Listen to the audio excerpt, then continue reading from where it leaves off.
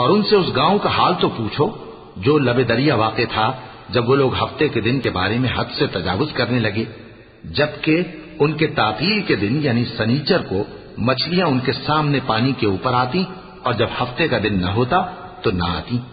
اسی طرح ہم ان لوگوں کو ان کی نافرمانیوں کے سبب آزمائش میں ڈالنے لگے۔ اور جب ان میں سے ایک جماعت نے کہا کہ تم ایسے لوگوں کو کیوں نصیحت کرتے ہو جن کو اللہ ہلاک کرنے والا یا سخت عذاب دینے والا ہے،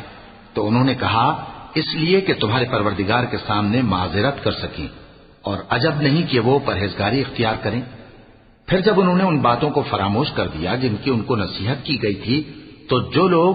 برائی سے منع کرتے تھے ان کو ہم نے نجات دی، اور جو ظلم کرتے تھے ان کو برے عذاب میں پکڑ لیا کہ نافرمانی کیے جاتے تھے۔ غرض جن اعمال بد سے ان کو منع کیا گیا تھا، جب وہ ان پر اصرار اور سرکشی کرنے لگے تو ہم نے ان کو حکم دیا کہ ذلیل بندر ہو جاؤ۔